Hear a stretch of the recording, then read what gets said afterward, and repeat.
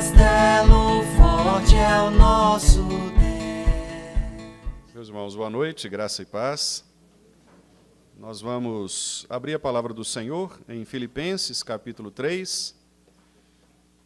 Nós vamos dar continuidade, como anunciamos pela manhã, ao parágrafo que está contido neste capítulo 3, do verso 2 até o verso 11. Pela manhã nós vimos a primeira parte, na qual Paulo falou a respeito da insuficiência de nossa confiança nos nossos méritos ou nas vantagens pessoais que, porventura, nós tenhamos, quer de pertencimento, quer de conquistas pessoais, porque, na verdade, toda a salvação nós recebemos do Senhor. E a graça de Cristo é que, atuando em nós, produz em nossas vidas, de fato, a verdadeira mudança e garante também a nossa salvação. E agora, nós veremos, então, a segunda parte do texto, em que Paulo vai nos mostrar que, quando Cristo se torna o nosso maior tesouro, nós, então,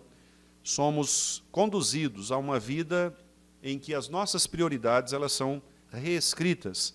Nós passamos a ressignificar o sentido das coisas que nós possuímos, aquilo que nós amamos, e começamos, então, a retirar os ídolos dos nossos corações e direcionar toda a nossa adoração, todo o nosso louvor à pessoa de Cristo Jesus, buscando, assim, conhecê-lo, porque este é o fim de todo homem, como nós lemos agora há pouco no texto do profeta Jeremias, que disse que este é, de fato, o propósito, o objetivo final de nossa vida, que é conhecer a Deus, que é, de fato, receber o Senhor e também fazê-lo conhecido em todas as nações. Quero convidar, então, os irmãos para, mais uma vez, lermos o trecho do capítulo 3 de Filipenses, versos 2 a 11. Embora nós vamos agora nos concentrar apenas nos versos 7 a 11, nós vamos fazer toda a leitura para que possamos também recapitular aquilo que vimos na mensagem anterior. Leiamos juntos. Acautelai-vos dos cães, acautelai-vos dos maus obreiros, acautelai-vos da falsa circuncisão, porque nós é que somos a circuncisão, nós que adoramos a Deus no Espírito e nos gloriamos em Cristo Jesus e não confiamos na carne. Bem que eu poderia confiar também na carne. Se qualquer outro pensa que pode confiar na carne, eu ainda mais, circuncidado ao 8º dia, da linhagem de Israel, da tribo de Benjamim, hebreu de hebreus, quanto à lei, fariseu, quanto ao zelo, perseguidor da igreja, quanto à justiça que há na lei, irrepreensível. Mas o que para mim era lucro, isto considerei perda por causa de Cristo.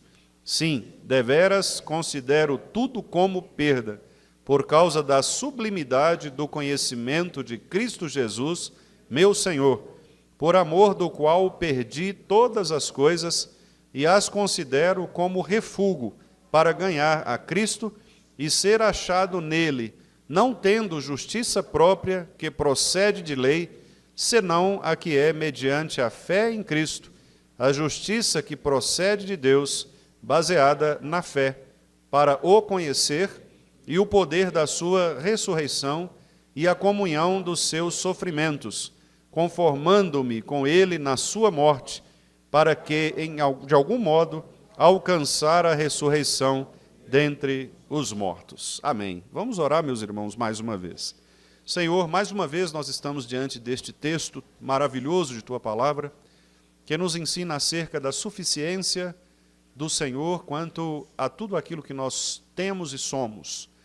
E obrigado porque temos o privilégio de abrirmos a Tua Palavra, expô-la, colocá-la em nosso coração e sermos assim alimentados pelo Senhor. Obrigado porque o Senhor nos deu esta graça de virmos aqui na casa do Senhor para ouvirmos a Tua Palavra e sermos alimentados por ela, assim de que, ensinados, ó Deus, a buscarmos a Ti, antes de tudo o resto, sejamos assim também, ó Pai, pessoas maduras, aperfeiçoadas na fé, para que possamos viver uma vida grata ao Senhor e em obediência à Tua Palavra. Então, que o Senhor nos ajude para que possamos entender de maneira precisa a palavra do Senhor e, entendendo esta palavra, estejamos também dispostos a obedecermos a Ti e a vivermos uma vida ainda mais satisfeita no Senhor, sabendo que esta é, de fato, a razão de nossa existência, o propósito para o qual o Senhor nos criou, que é glorificar o Senhor e também experimentar de todos os Teus benefícios para todo sempre. Então, que o Senhor use a Tua palavra nesta noite para nos educar, para nos ensinar, nos corrigir, se for o caso, e assim também nos encaminhar, ó Deus, a uma comunhão mais íntima contigo. Em nome de Jesus nós oramos agradecidos. Amém.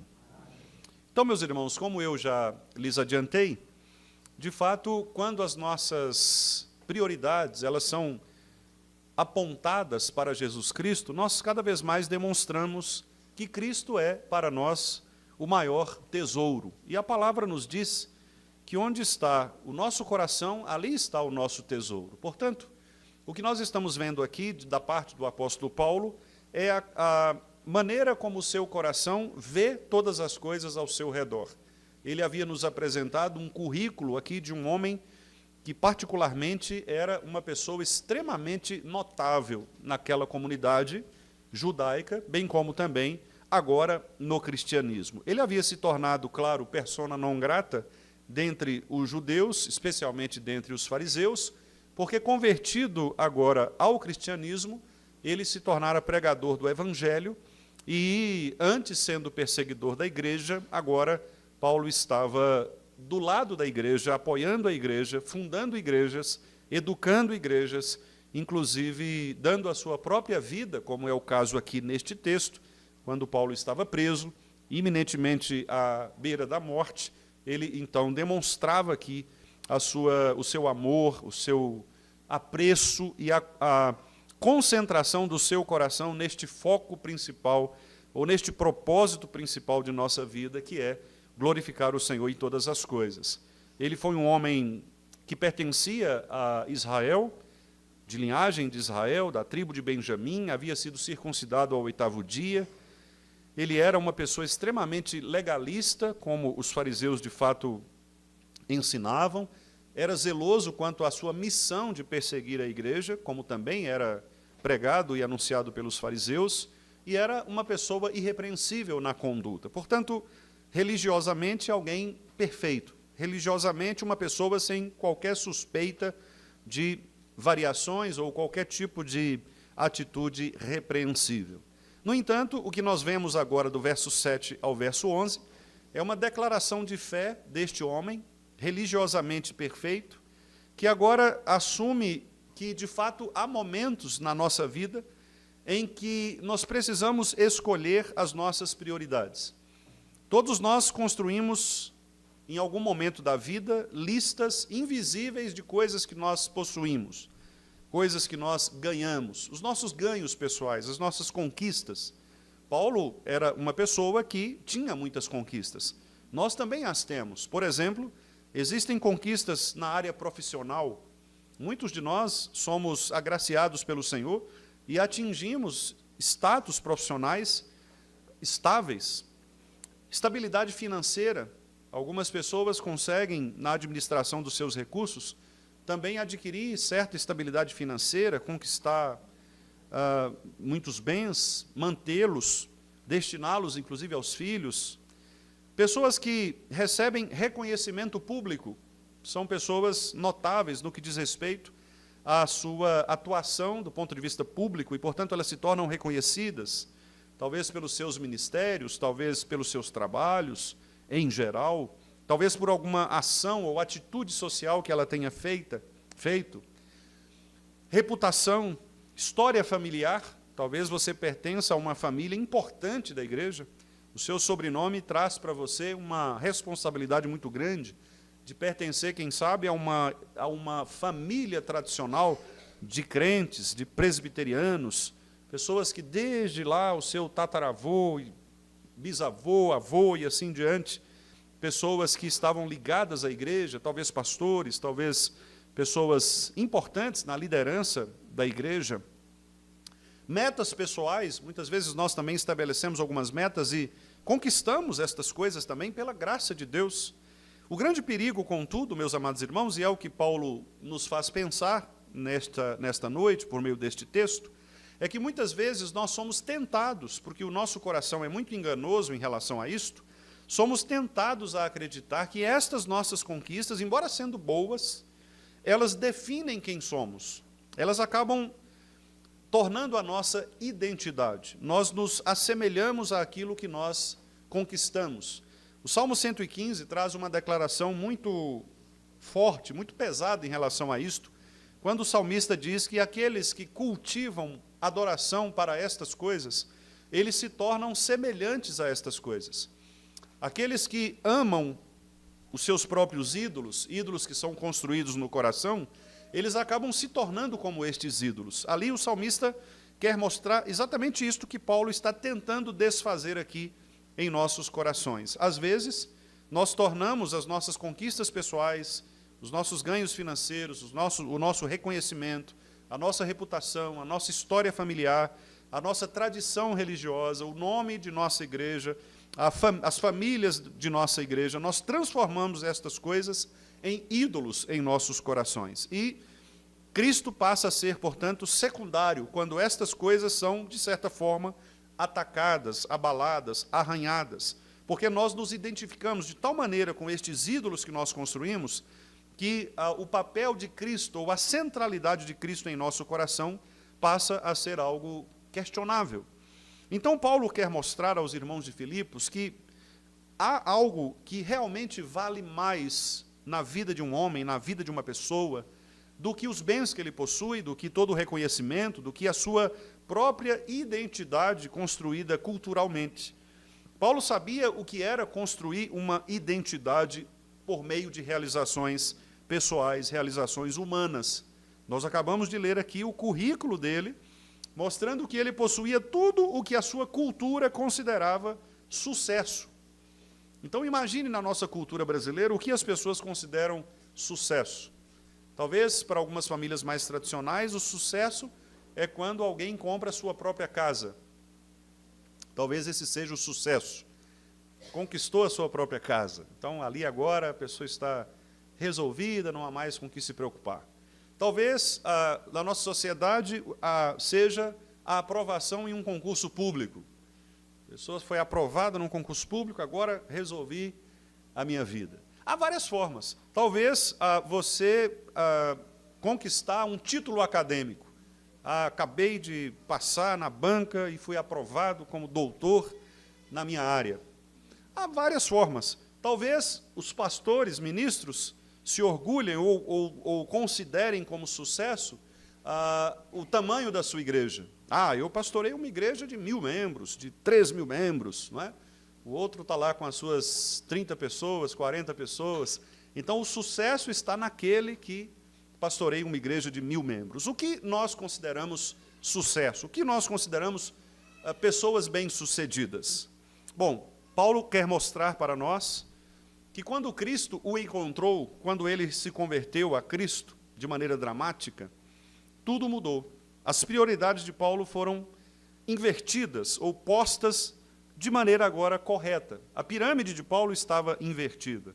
A base das coisas que Paulo considerava fundamento de sua vida eram absolutamente vulneráveis. Elas poderiam se romper a qualquer momento. E Paulo agora mostra que tudo aquilo que ele considerava, ou tudo aquilo que o enchia de orgulho, passa a ser nada comparado ao conhecimento de Cristo Jesus. E é por isso que ele diz no verso 7, o que para mim era ganho, o que para mim era lucro, eu reputei-o perda, considerei como perda, por causa de Cristo.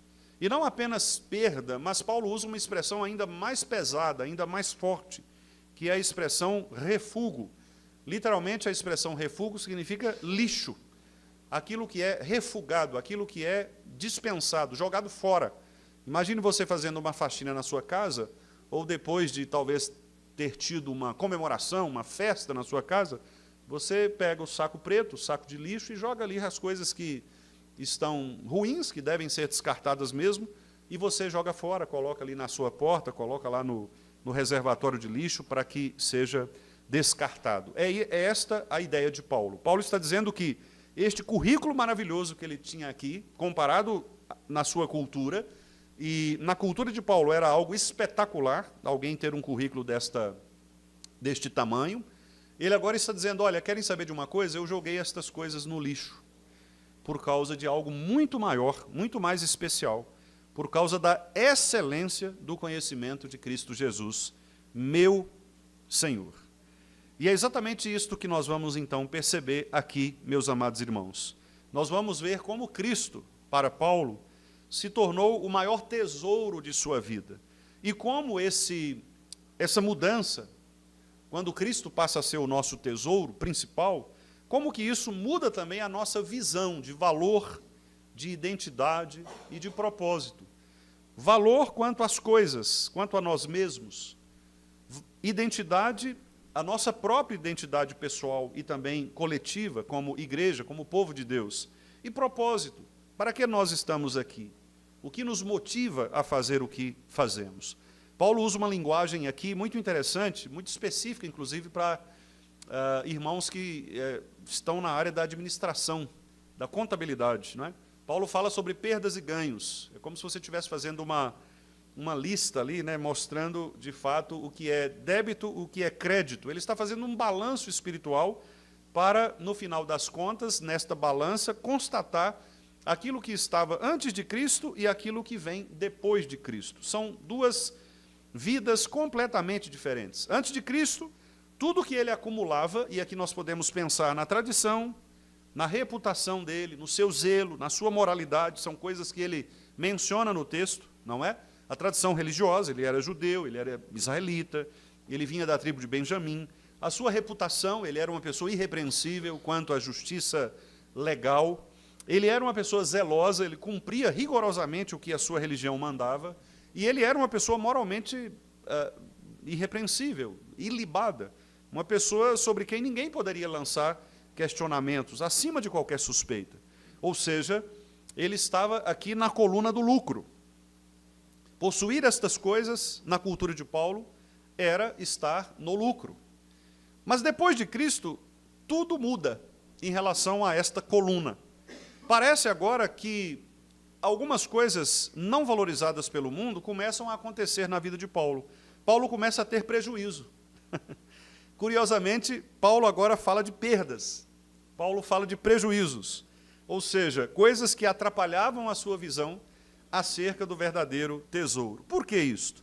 Porque nada disso podia justificar a sua alma diante de Deus. O termo excelência, que Paulo utiliza aqui, que na nossa tradução está sublimidade, no versículo 8, os irmãos podem conferir, ele diz sim, deveras considero tudo como perda por causa da sublimidade, a palavra excelência, significa aqui um valor inigualável, incomparável, supremo. É como se Paulo estivesse dizendo, olha, conhecer a Cristo é tão superior que tudo o resto se torna pálido. É como aquele sol, por exemplo, que está ali no seu ápice do meio-dia e, de repente, uma nuvem gigantesca, carregada, o encobre e vira aquela noite, não é? E, ao mesmo tempo, quando esta nuvem se dissipa, o sol novamente aparece e tudo se ilumina. A ideia de Paulo é que não há como coincidir as duas coisas. Nós percebemos com muita clareza a diferença entre o momento em que nós estávamos sem Cristo, em que nós considerávamos como lucro aquelas coisas que eram da cultura, e agora estando com Cristo, que nós consideramos perda, ou refúgio, ou lixo, estas coisas que antes poderiam trazer para nós vantagens espirituais, mas que agora nos trazem, na verdade, confrontamento ou confrontação quanto à nossa posição diante do Senhor. Interessantemente, então, Paulo diz que a conversão não é apenas uma mudança de comportamento, mas é uma mudança de sistema de valores.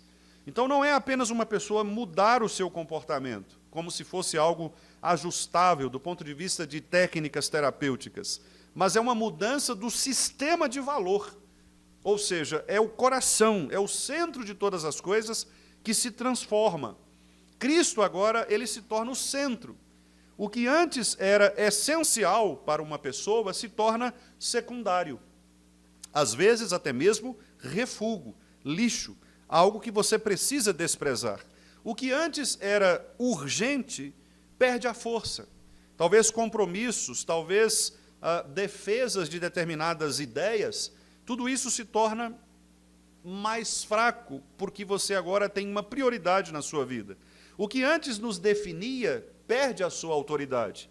Você não é mais aquilo que você era antes. Você agora é uma nova pessoa, uma nova criatura. Aquilo que antes era o seu tesouro, que você mais valorizava na sua vida, será agora frágil diante da sublimidade de Cristo Jesus. A carreira, meus irmãos, a nossa carreira profissional, até mesmo religiosa, ela pode ser uma bênção, mas ela não pode se tornar a nossa identidade. Nós somos mais do que aquilo que fazemos do ponto de vista das nossas conquistas pessoais. O dinheiro é, obviamente, muito útil, mas ele não pode ser a nossa segurança última. Nós não podemos pensar que os recursos financeiros nos trarão salvação ou felicidade. O reconhecimento, quanto ao fato de você ser uma pessoa publicamente reconhecida, famosa, pode até ser algo agradável, mas isto não pode se tornar o fundamento da vida de alguém. As tradições religiosas, como falamos no sermão anterior, também podem ser boas. Existem boas tradições, mas elas não podem garantir a nossa salvação, ou não podem garantir que necessariamente nós estamos sendo recebidos por Deus apenas por mantermos boas tradições. Às vezes, mantemos boas tradições, mas o nosso coração permanece distante do Senhor. Então, o que Paulo quer mostrar é que quando Cristo é o nosso tesouro supremo, tudo o que ocupa o seu lugar se torna idolatria. E se é idolatria, deve ser considerado, então, como lixo, como refúgio. E nós precisamos, rapidamente, fazer esta identificação das coisas que conquistam nosso coração no lugar de Cristo, para que nós possamos abandoná-las definitivamente e centralizar Cristo em nossa vida, porque senão nós correremos um grande risco de perdermos a nossa vida por amor às coisas deste mundo, ao invés de ganharmos a nossa vida por amor àquele que é Cristo Jesus, o Senhor, que por meio da sublimidade, da sua excelência, faz com que nós também nos tornemos pessoas excelentes. Então, o versículo 8 em diante, Paulo vai dizer que este conhecimento, esta sublimidade do conhecimento de Cristo, ele diz, por amor do qual perdi todas as coisas, e quando Paulo diz perdi todas as coisas, ele está se referindo exatamente a estas tradições religiosas que antes ele possuía, o fato de ser um israelita, circuncidado, da linhagem de Israel, fariseu, essas coisas não faziam mais sentido para Paulo, porque para que a pessoa fosse salva, ela não precisava ser um fariseu, ela não precisava ter sido circuncidada, ela não precisava ter sido da tribo de Benjamim, ela não precisava ter sido irrepreensível em relação à justiça legal de Israel. Nada destas coisas, por melhor que elas fossem naquele contexto ou naquela cultura, nada disso resolveria o problema do pecado. Ainda que alguém fosse hebreu de hebreus, ainda que alguém fosse fariseu, ainda que alguém fosse extremamente comportamentalmente irrepreensível, estas coisas não fariam sentido algum com relação à salvação em Cristo Jesus. E por isso Paulo diz que ele considerou perda todas estas coisas. E ele diz, eu considero estas coisas como refúgio, como lixo, porque eu quero, na verdade, ganhar Cristo. E a partir do verso 9, então, Paulo diz, e ser achado nele, não tendo justiça própria, que procede de lei, senão a que é mediante a fé em Cristo. A justiça que procede de Deus, baseada na fé, para o conhecer, para conhecer o próprio Deus, o poder da sua ressurreição, a comunhão dos seus sofrimentos, conformando-me com ele na sua morte, para que de algum modo alcançar a ressurreição dentre os mortos. Paulo, então, ele não quer ser encontrado diante de Deus com justiça própria, isto é, com um traje espiritual costurado pelos seus próprios méritos, que é o que, infelizmente, as religiões ao redor do mundo tentam fazer.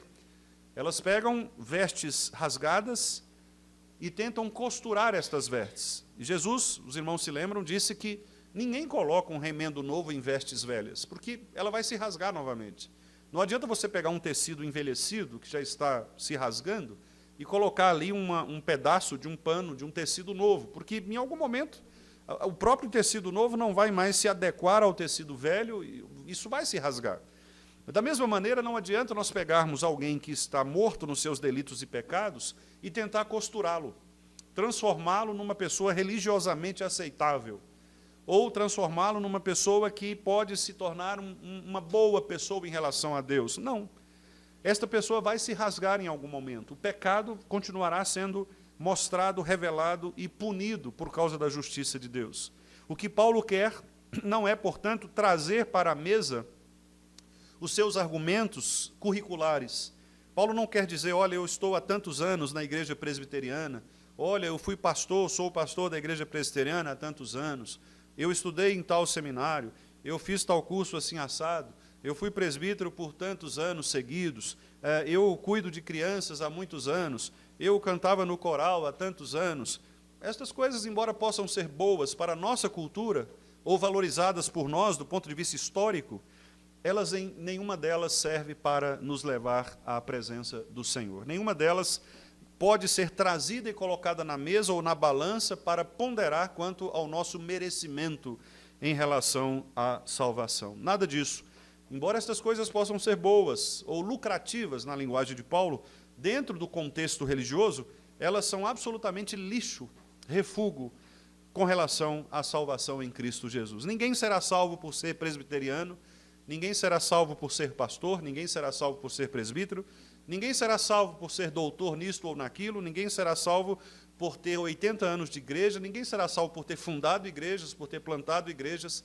Nada disso garante a salvação. A salvação ela só pode ser conquistada pela graça de Cristo Jesus, o Senhor, que, baseada na fé, coloca em nossos corações o conhecimento de Deus verdadeiro e faz com que nós nos tornemos, como diz Paulo, conheçamos o poder da ressurreição, a comunhão dos sofrimentos de Cristo e nós nos conformemos a Ele ou com Ele na sua morte.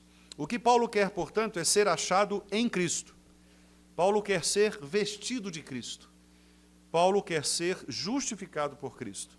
E por isso ele anuncia, meus amados irmãos, a doutrina fundamental do Evangelho, que é, não tendo justiça própria que procede da lei, mas aquela que vem mediante a fé em Cristo. Esta é a maior e a mais brilhante das doutrinas reformadas. Foi esta doutrina que levou Lutero à reforma protestante. O entendimento de que os seus méritos não podiam levá-lo à salvação.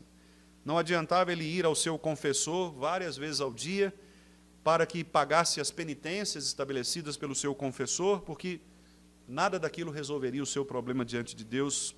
Lutero precisou entender, a partir do texto de Romanos, que a justiça de Deus é pela fé, e pela fé somente. Então, Paulo disse aqui que a justiça própria, ela não tem valor, lugar para a salvação, mas apenas aquela que vem mediante a fé em Cristo. O cristão não deve se apresentar diante de Deus por meio das suas obras, mas pela obra de Jesus. Nós estamos aqui neste culto, meus irmãos, não pelo que fazemos, mas por aquilo que Cristo fez por nós. Tudo é graça, do início ao fim. A fé nos une a Cristo de tal maneira que a obediência de Cristo ela é contada como nossa obediência. Paulo disse anteriormente, nós já examinamos o trecho do capítulo 2, naquele maravilhoso hino, que Cristo foi obediente até a morte, e morte de cruz, pelo que também Deus o exaltou sobremaneira, e lhe deu o nome que está acima de todo nome, para que ao nome dele se dobre todo o joelho e toda língua confesse que Jesus Cristo é Senhor, para a glória de Deus Pai. Portanto, a obediência de Cristo, que é a obra de Cristo, é o que nos faz agora receber esta justiça, de modo que nós agora temos esta justiça depositada em nossa conta e o mérito de Cristo se torna nossa salvação. O cristão jamais deve basear a sua segurança espiritual em frequências religiosas, comparações com os outros, mais ou menos espirituais, emoções espirituais, afetos espirituais, tradições familiares, desempenhos morais. Nada destas coisas deve ser balança para a nossa segurança espiritual. É óbvio que algumas destas coisas podem servir como nosso testemunho público pelo fato de que, como estamos estudando em Tiago, a fé ela precisa necessariamente, ou ela produz necessariamente obras. Então, alguém que não pratica estas coisas, que são virtudes, deve ter a sua fé questionada, porque a fé verdadeira ela produz frutos, ela produz boas obras. Mas Paulo está vendo do lado de cá, dizendo que aqueles que confiam nas obras para obter a salvação, eles jogam fora o aspecto central do Evangelho, que é esta fé aplicada no coração. É esta fé que vem de Deus, não de nós, para que ninguém se glorie, é que produz as boas obras nas nossas vidas. Então, a nossa confiança não está em nós, naquilo que fazemos, mas em Cristo somente. Então, o maior desejo de Paulo, e deve ser o maior desejo de nós todos cristãos, está nos versos 10 e 11. Conhecer o poder da ressurreição, a comunhão dos sofrimentos de Cristo, conformar-nos a Ele na sua morte e assim alcançar a ressurreição dos mortos. Aqui Paulo coloca basicamente 3 formas de conhecimento e finalmente ele vai fechar com o verdadeiro tesouro da vida cristã. Ele nos leva agora ao clímax, que é o conhecimento de Cristo. Não é conhecer sobre Cristo, mas conhecer Cristo. Há uma grande diferença nisto. A conhecer sobre Deus, sobre Cristo, não é difícil. Principalmente hoje, na nossa época, você tem muitos livros, muitos vídeos. Basta você entrar no YouTube, basta você comprar livros de teologia, você vai saber muito a respeito de Cristo, a respeito de Deus, a respeito do Espírito Santo. As pessoas podem ser incrédulas, podem ser ímpias e conhecer teologia mais do que qualquer pessoa. Aliás, há muitas pessoas assim, há muitos filósofos que conhecem bastante a respeito da teologia, a respeito de Cristo, a respeito da fé cristã. No entanto, eles não são cristãos, não professam a sua fé. Então, não é conhecer sobre Cristo. Não é uma questão de informação religiosa.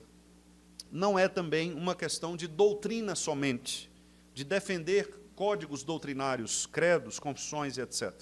O que Paulo quer mostrar é que nós precisamos conhecer Cristo, a sua pessoa, nos relacionarmos com Ele, dentro da própria tribulação, do sofrimento, das angústias. Porque nesses momentos, no sofrimento, sobretudo, nós aprendemos sobre Deus, mas também aprendemos a vivermos ou a confiarmos inteiramente e a conhecermos profundamente este Deus. Ninguém deve se esquecer do testemunho de Jó, que só pôde dizer, agora os meus olhos te veem, quando ele passou pelo sofrimento. O sofrimento é a escola da alma, como diria C.S. Lewis. É pelo sofrimento que nós aprendemos acerca do ser de Deus. E Paulo vai mencionar isto. Paulo vai mostrar que o sofrimento é a forma pedagógica, didática de Deus, de nos fazer mais próximos dele. Os verdadeiros crentes, obviamente, porque o não crente ele tende a murmurar, ele tende a se afastar, ele tende a culpar Deus. Mas o verdadeiro crente, ao contrário disso, ele percebe que o sofrimento é uma conformação à própria vida de Jesus, porque Cristo sofreu, Cristo andou no caminho da cruz, e este sofrimento, então, é uma escola de intimidade com este Salvador, que também sofreu, e sofreu para que nós pudéssemos nos identificar com ele. Aliás, Hebreus diz que nós não temos outro sumo sacerdote que possa se compadecer, porque ele sofreu todas as dores, ele conheceu as nossas fraquezas, ele sabe o que é padecer, Isaías 53, e por isso mesmo, sabendo o que é sofrer, ele se identifica conosco, de tal maneira que nós nos relacionamos também com ele como uma pessoa, não como uma ideia, como uma filosofia, mas como uma pessoa. Então, Paulo coloca aqui 3 dimensões. Primeiro, ele fala sobre o poder da ressurreição, verso 10, não é? Para o conhecer, o poder da sua ressurreição, ou seja, Cristo vivo opera em nós esperança, força, transformação, coragem para a vida. Quem conhece Cristo verdadeiramente experimenta este poder de viver de novo, ou seja, vencer o pecado, vencer as angústias, sair do buraco, sair da lama, como diz o salmista, tirou-nos de um tremedal de lama. Quem conhece Cristo aprende a reviver, a renascer. Quem conhece Cristo não fica prostrado para sempre, não fica morto diante de circunstâncias. Ele não morre para as circunstâncias, mas ele morre para o pecado, para o mundo, para as coisas que desagradam a Deus e vive para o próprio Deus. Segunda dimensão é o sofrimento, como eu disse. Paulo diz aí, a comunhão dos seus sofrimentos. Ou seja, Paulo diz que não quer apenas ser conformado a Cristo pelo lado da glória, porque, obviamente, a glória é algo que todos nós gostaríamos de experimentar. Mas, para atingirmos a glória, ou a glorificação, nós passamos pelo momento da cruz, do deserto. O povo de Israel, para chegar à terra, precisou passar pelo deserto. E esta é a nossa vida. Basta ler Hebreus capítulo 11. Aqueles que receberam a salvação em Cristo Jesus, todos eles, pela fé, passaram por suas provações, por suas tribulações, alguns, inclusive, de maneira bastante cruel, morrendo, entregando sua própria vida.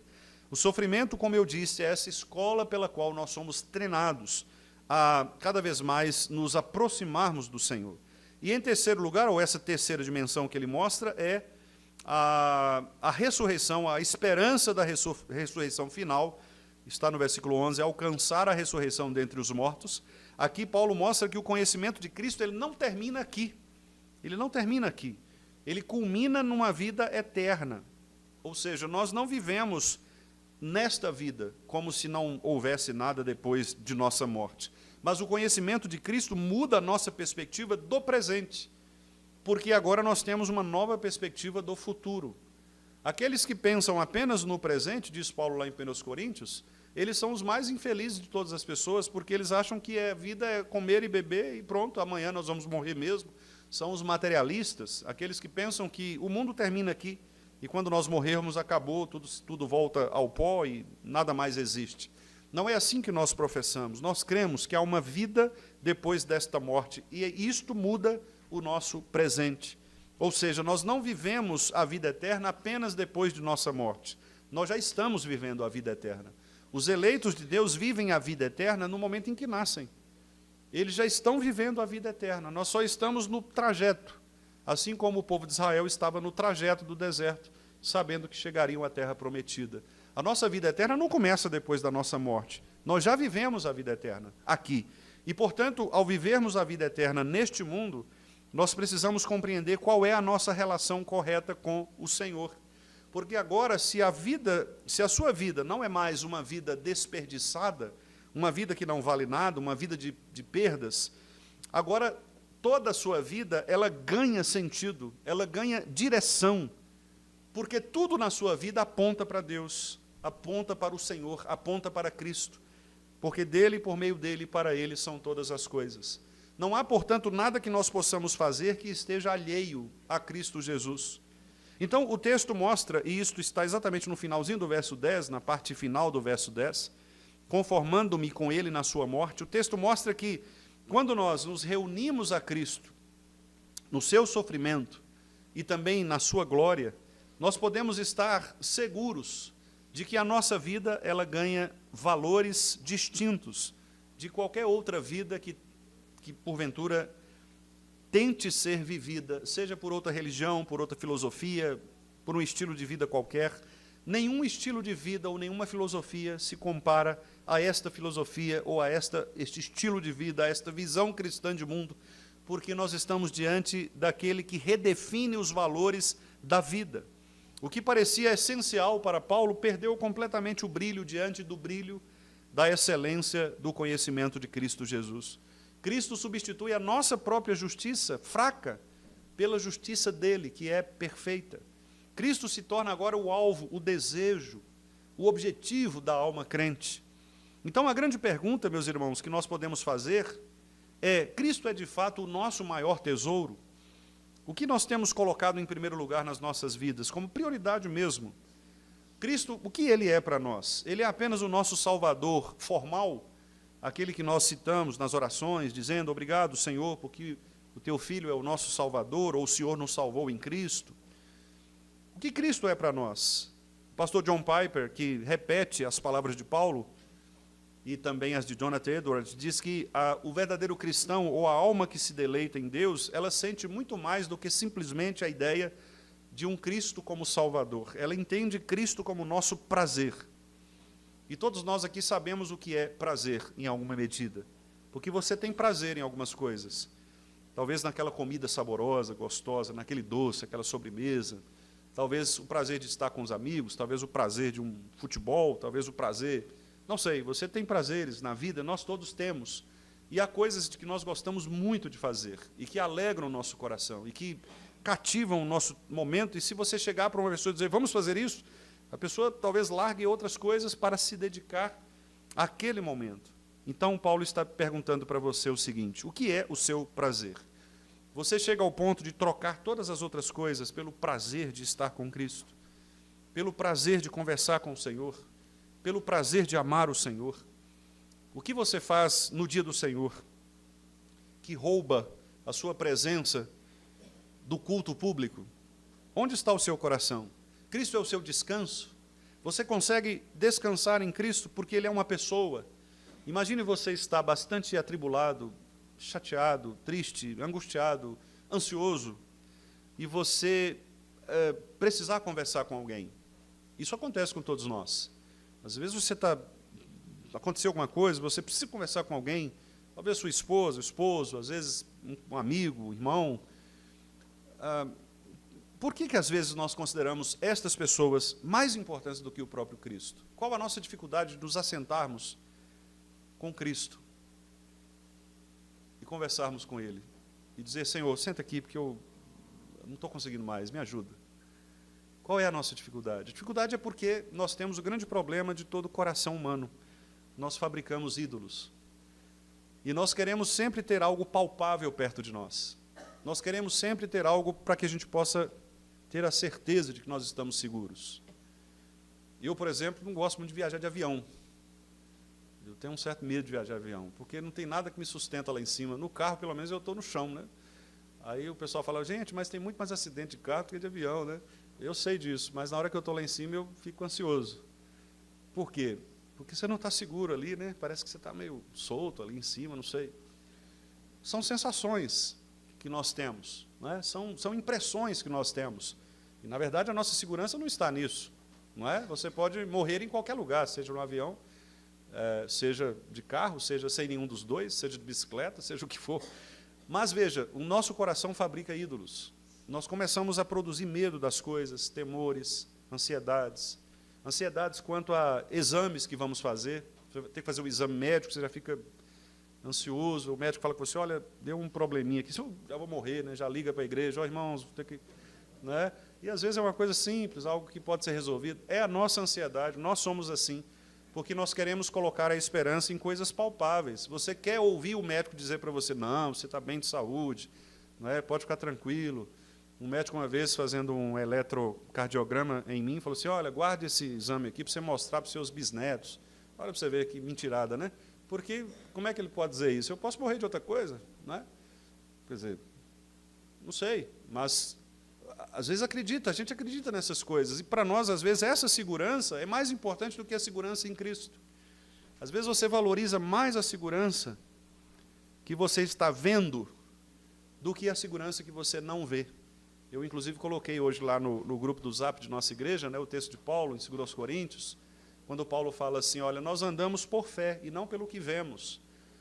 Eu sei, meus irmãos, que o que vemos precisa ser tratado com sabedoria. Mas a nossa vida é mais do que isso. A nossa vida é mais do que nós vemos. Não é o que nós estamos vendo que vai definir a nossa realidade, o nosso futuro. Deus, ele tem para nós um final, um propósito muito maior do que as coisas que nós estamos vendo ao nosso redor. Ninguém tem garantia de nada neste mundo. Você não pode garantir absolutamente nada neste mundo. A única coisa que você pode garantir é a sua salvação em Cristo Jesus, porque esta foi prometida por Ele mesmo, porque foi Ele quem disse, se você crê em mim, ainda que você morra fisicamente, você viverá. Eu sou a ressurreição e a vida. Então, nisto você pode crer, porque são palavras de Cristo. O resto são todas as coisas vulneráveis, são todas passageiras, são todas mutáveis, e elas mudam mesmo, depressa, às vezes de repente. Quando tudo parece estar bem, as crises aparecem. Então, quem Cristo é para nós? Cristo é apenas o nosso Salvador religioso, um amuleto, alguém que você às vezes precisa carregar para que Ele dê força para você. Quando nós falamos para as pessoas que Deus te abençoe, o que essas palavras traduzem de fato? Quando nós dizemos vá em paz, o que nós queremos dizer com isto? Quando nós falamos para alguém que está cansado, sobrecarregado, dizendo, olha, confie no Senhor, o que nós queremos dizer com estas coisas? O que Paulo quer nos mostrar é que Cristo precisa ser o nosso prazer, o nosso descanso, a nossa alegria, a nossa segurança, o nosso bem supremo. E é exatamente esta mensagem que eu gostaria de deixar para os irmãos nesta noite, que nós possamos repetir com sinceridade e fome espiritual, como diz Pedro, né, como aquela criança que deseja ardentemente o leite genuíno, que nós possamos desejar também conhecer a Cristo, para que, por meio desta busca, meus irmãos, nós encontremos a verdadeira alegria que vai retirar de nós aquelas ansiedades que muitas vezes nos levam a tristezas, que nós encontremos nele segurança, para além da nossa segurança visível, da nossa conta bancária, das promessas das pessoas, etc. Que nós encontremos nele a nossa identidade, que nós somos, e que nós encontremos nele a verdadeira vida. Que ele assim, então, nos abençoe. No nome de Jesus. Amém.